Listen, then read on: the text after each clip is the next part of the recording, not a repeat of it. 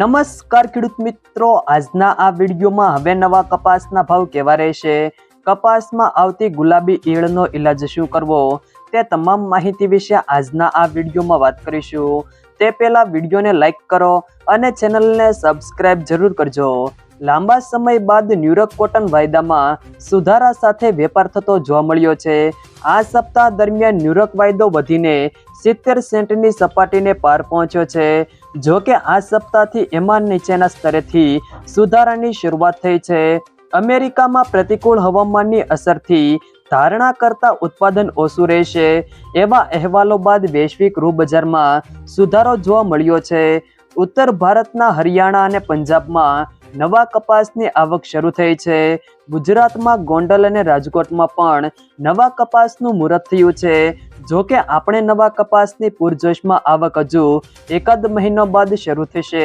છેલ્લા ઘણા સમયથી કપાસના ભાવમાં ₹1350 થી લઈને ₹1550ની સપાટીની વચ્ચે વેપાર થઈ રહ્યો છે।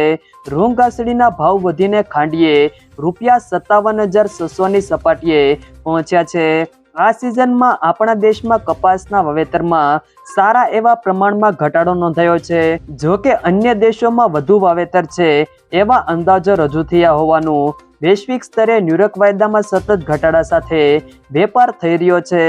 જો કે પ્રતિકૂળ હવામાનની અસરથી વૈશ્વિક સ્તરે તેમજ ભારતમાં સ્થાનિક સ્તરે રૂ બજારમાં સુધારો થવાની શરૂઆત થઈ છે। હવે ખેડૂત મિત્રો, કપાસમાં આવતી ગુલાબી ઈયળને લઈને વાત કરીએ તો છેલ્લા 8 વર્ષથી કપાસમાં આવતી ગુલાબી ઈયળ ખેડૂતોને થકવી રહી છે।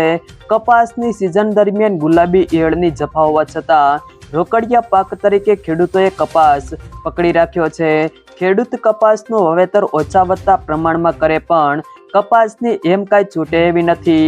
કપાસના પાકે છેલ્લા 2 દશકા દરમિયાન ખેડૂતોની સમૃદ્ધિમાં પણ થોડો પણ વધારો કર્યો છે। એમાં કાંઈ ના કહી શકાય એમ નથી। ખેડૂતોને ઉત્પાદન બાબતે જેવી જમીન જેવી માવજત એવું કપાસના પાકે ચોક્કસ પરિણામ આપ્યું છે। ખેડૂત કહે છે કે 16 ગુંઠા મુજબના વીઘે કપાસમાં 30 મણ ઉતારો અને પ્રતિ મણ 20 કિલોના ભાવ ₹2000 મળે ત્યાં સુધી ખેડૂતોને વળતરમાં બહુ વાંધો ન આવે। જો મિત્રો વિડીયો પસંદ આવે તો વિડીયોને લાઈક કરો, તમારા મિત્રો સાથે શેર કરો અને જો તમે અમારી ચેનલમાં નવા હો તો ચેનલને સબસ્ક્રાઇબ જરૂર કરજો।